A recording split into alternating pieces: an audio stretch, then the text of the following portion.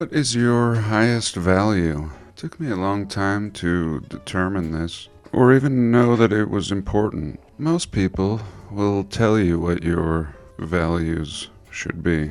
It starts with family. Sometimes they won't even tell you what the values are. Often they don't know. They'll just tell you family. And that may be a value, but it's a low value. I mean, can you ask yourself, what will family give me? One might answer love, already a higher value. What might love give you? Perhaps peace, already a higher value. And the idea is you don't have to chase all these lower things to get to the higher. You can just go straight to the highest value. Once you realize that's what you're looking for, nobody will give this to you, can't be bought or even sold. So for this week, I thank you for being here. We're going to look at some old, abandoned Los Angeles. I love you all. God bless and welcome.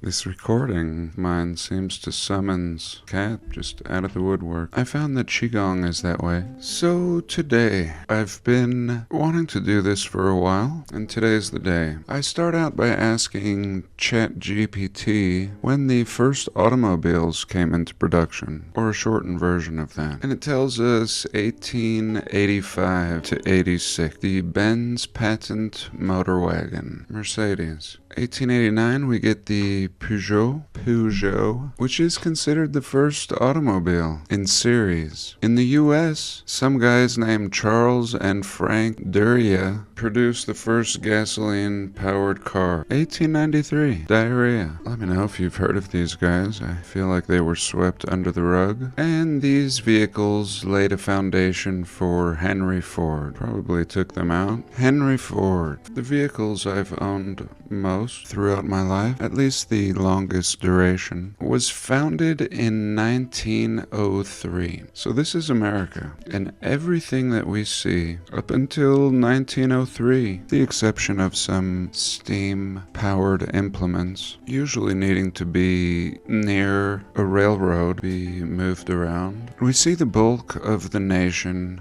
being developed before this time period. What seems like impossible. Let's ask it about the first truck in America. This will have been more important when it comes to building. The first truck in America is credited to the Smith Company. Of course, Smithsonian, which built a gas-powered truck in 1896. However, commercially, the first successful truck was in 1904 by the Autocar Company. And then, way later, 1913, the Model T truck by Ford. These trucks laid the groundwork for commercial trucking industry that is known today. So, 1913, first trucks in America. Here is an old bird's eye view map of Boston, Massachusetts, 1899. 1899. So again, pre-truck. Pre-truck. Usually I joke about the horse and wagon, but today a different perspective. And I think this bird's eye view map in 1899 is just perfect. This was built and sketched, or photographed and later sketched, either, without a truck, without a damn truck. I invite all historians, pause the video and answer this question. How do you build a city? Just what we can see here, 500,000 people. A city for 500,000 people, just in this view, and not have a single truck. Now, we didn't ask steam truck or gasoline, we just asked for a truck. Today, the modern truck, full size, can produce as much power as 400 horses. We still use the term horsepower, perhaps to put things in perspective. Let's ask it how much horsepower. First gasoline trucks in 1904 had around 5 to 10 horsepower. Take it or leave it, really. If you had 5 horses, or even 20. You might hold off on this new invention. So it would take us about 100 years before we could get 400 horses out of a truck. These early trucks only outdoing the horse by 5. And this was just a giant city like this, made of log cabins, sprinkled throughout. There would be no question. This is absolutely sophisticated in every way. Perfect streets, every street leading to artificial coastline. What we see today is scraped clean. Seldom do we see buildings like this right on the water. We have bridges, parks, towers, domes. What we see is something that would require everything that we have today to build. Cranes, huge dump trucks, graders, and a whole lot power. This is 1899. Power is just getting underway in this time period. So why these maps? Here, Chicago, 1898. Perfect. Everything perfect and complete. Before the truck, everything surveyed and presented in a bird's eye view. Something complete. Something you could hang on your wall as art. And I made a great video on this, titled Bird's Eye View something. And I proposed in that video that these maps that exist for almost every city in the world are actually real estate brochures, facilitating the inheritance and selling off of these overly built cities for this time period. Overly beautified. And I showed examples in that video. One of the maps was put out by a real estate broker. This is what tipped me off. But today, while researching Los Angeles, I found something to solidify this idea. So let's take a pause and look at that. Many of you have a dream, and you're telling yourself, I can't do this. And that's one of the greatest limiting beliefs you'll carry. I can. The truth is you might not know how, but you can. But if you truly believe that you can't, then you can. It would be better to say, I don't know how, but I'm open to finding a way. And then just let it go. This research is like that. It seemed impossible for all of us. And week after week, year after year, the truth begins to reveal itself. So Los Angeles, it's a long and heavy one as far as the history they provide. And really, we don't care about the old history. I mean, we do and we don't. Don't be swayed by this lengthy history. Beginning in 1781 with 44 settlers from modern Mexico or New Spain. No, we don't care about any of this. We don't care about this man and his wig. He can go to hell. Until this question can be answered, here we're looking at Manhattan, New York in 1870, then we don't care about characters like Ferdinand. 1870, New York, no truck, no power. Why would a people even need to move forward if they had reached this level of sophistication? Are we to believe that all these people were throwing their shit out the window? You don't build something like this if you're dependent on the outhouse as a means to relieve yourself. If you don't have plumbing being pumped by electricity, or at least some old world gravity-fed pump, then you don't build like this. Nobody would want to live on a second or third or even fourth floor if you have to go down and out to use the restroom. On the flip side, there is a method to this madness. You build cities like this in rows to facilitate for utilities, plumbing, electricity.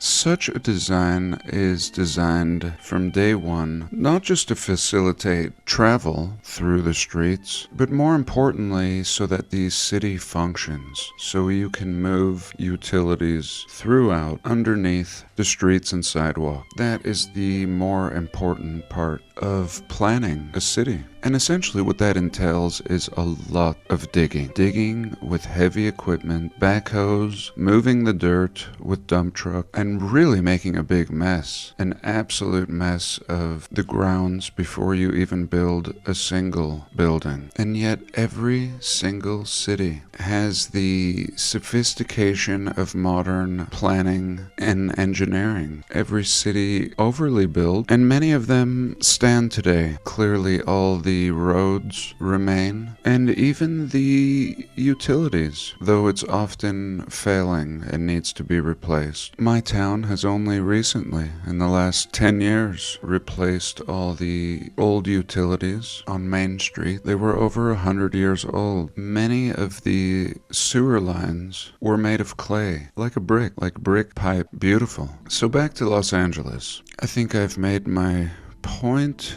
We can skip forward to this time period. Everything else is just a story, his story, reading like a fantasy. So, this is supposed to be the last Mexican leader. We'll call him Mr. Salsa. And then the U.S. moves in. In 1846, the Mexican-American War is started. So here we go, 5 pictures depicting this war. Very cartoon-like. Here they're victorious after defeating these Mexicans. They raise the flag. And what do we see in the background? Super cities. Super castles. These cities seem to be perfect, just like everything, like every bird's eye view map we could look at. And what's going on in California in this time period? We see 1890, old Sacramento. Perfect. We see all the beautiful buildings depicted, Romanesque, Art Deco, Spanish Revival, everything looking like the rest of the world. And here we can see a little look at Los Angeles in 1894. And these men roll in, and this leads to the American Conquest of California. Early American era. The army swept into California with the surveyor as well as the sword. There you go, the surveyor and the sword. And quickly translated Spanish and Mexican practices into cartographic representations. It was determined that under U.S. property law, lands owned by the city were disposable. So here's a clue. U.S. property law states that lands owned by the city are disposable. Also, the property sketches held by residents did not secure title in an American court. So an old sketch must have been proof, old family photos essentially, showing that you held title. And now in this new American court system, this doesn't apply. Now, the new military governor, Mr. Riley, ruled that land could not be sold that was not on a city map. Ding! There we go. This explains what all of the bird's eye view fanaticism is all about. It's actually a law. And it ties right in with my old video where these maps were often put out by real estate brokerage firms. And we see it right here. Land cannot be sold that is not on a city map. And we also saw up here that lands owned by the city were disposable. Lands owned by the city are disposable and can be sold or demolished. Everything else will be kept, all the good stuff, all the absolute treasures, by the federales and the state, as is the case with most of the land in the West. And again, proof to this is the cartoon depictions of everything. Cartoon history,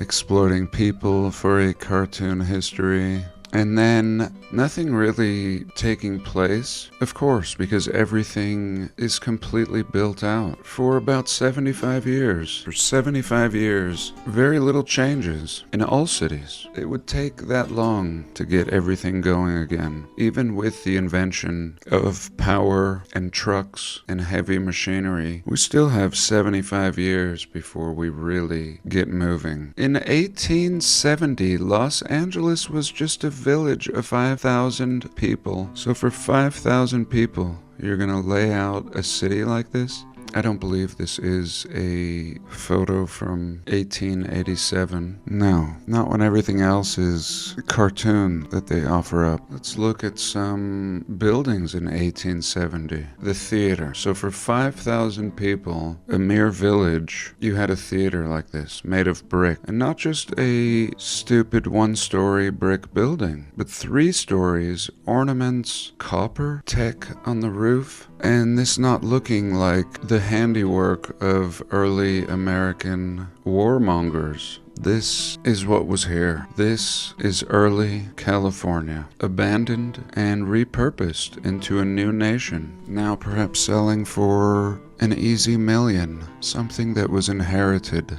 What else? 1874, 5,000 people, a village as they called it. And here we go, these primitive people using an old rail system, old trolley cars, and pulling them with their horses, because that's all they have come with. This building is not the work of villagers. No truck again. Here we go. This is as good as it gets, right here. Streetcars in Los Angeles began to be utilized in 1874. No talk of inventing. Every city had trolleys and streetcars in ruins, and we begin by utilizing them in this way. Everything repurposed. Here we can see a person looking out the window here, and really in great shape. Every window seeming intact. This is the beginning. This is like so obvious that this is not the beginning. Building isn't even functional. These people are pretty much just guarding it, as is the case in most of these photos.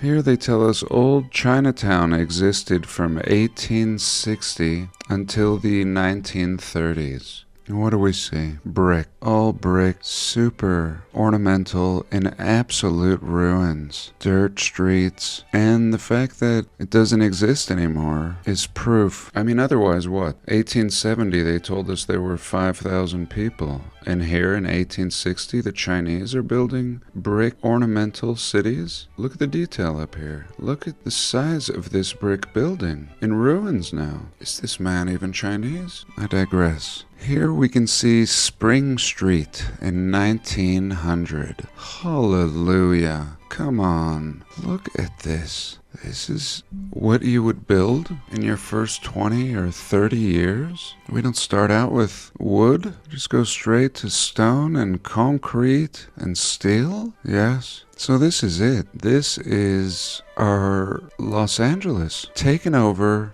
And it's unlikely there was ever a skirmish. Nobody could defend this. It would take the entire population, and no Spanish would ever build this. Not as we're told, not with these cartoon characters. I mean, this has everything. We have infrastructure, 7, 8, 10-story buildings. Is this the old Los Angeles that you pictured? City of a million people, once again. The level of sophistication does not match the dirty people, the horse and wagons and shit in the streets. This is not their city. This is an advanced city that has been claimed. This is the beginning. Spring Street. Bunker Hill in 1900. Okay, 1900. So 1870, there was 5,000 people. This is reading exactly like the history of Salt Lake City and looking exactly as sophisticated as any city in the world. The trees are fully mature and very few people. Here we see a horse and wagon parked in the dirt. This palm tree is at a minimum 50 years old, and this is only 30 years after 5,000 5,000 people have rolled in. So how do you get a 100-year-old city and trees in 30 years? And this is very heavy. This is a heavy one. It's not like it's bombed out or in ruins. It's pristine. It's to say something has erased the old inhabitants, some event, and yet left the landscaping and infrastructure perfectly intact. This is just one little slice. Bunker Hill, 1900. Here we are 17 years later, we're told. 1917, just everything a building is today. What a jumpstart. Jumpstarting America and the West. Here we can see Wrigley's. Wrigley's a suspicious character. A lot of Wrigley's mansions. And no doubt one of the early players in this charade. Here's a little look in 1903. Again, 30 years after the first 5,000 people arrived. And nothing has changed. We're still horse and wagoning. Again, the first decent truck arrives in the early 1900s. And here they are in 1903, flooded out, trying to deliver mail with these 2 horses and this box on wheels. Here is the California St. Vincent de Paul Church, built in 1925. So they're trying to tell us that they're still building in this Spanish, Mexican-style influence. Clear out to 1925. Some nerve. And here's 1906. Venice. Now this is awesome. Many of you will have been to Venice, Venice Beach. This part actually does remain, but it doesn't look like this. This looks very castle-y, and I've long wondered what this building that we can see even today used to look like. Hotel St. Mark. So this big castle-esque shithouse was simply the Hotel St. Mark. You spent so much detail on every corner of this building only to put up this cheap, hand-painted sign. The sign should represent your establishment, and the building should represent the people, and nothing makes sense here. So we could see this already built in the early 1900s in most of these photos we've looked at, and they're telling us built in 1928.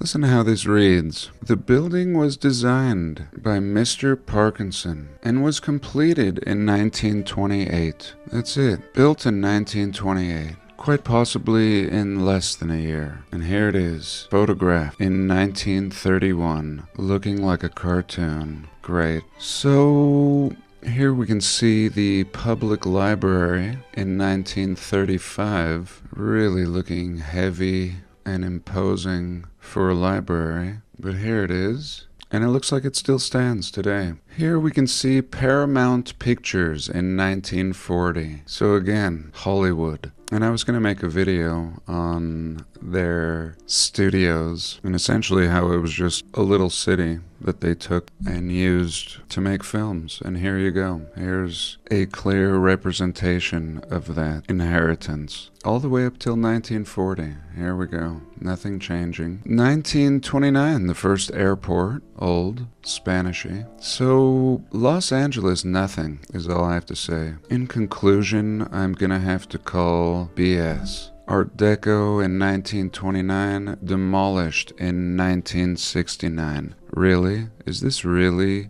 the work of a brand new people? Is this really the behavior of early America? A building like this in 1929 only to be demolished in 1969? 30 plus years? And that's it? And when you consider nobody is building like this, it's easy to demolish or discard what was not yours. So let me know your thoughts. Of course, I don't know. I hope you've enjoyed. I love you all. God bless, and I'll see you soon.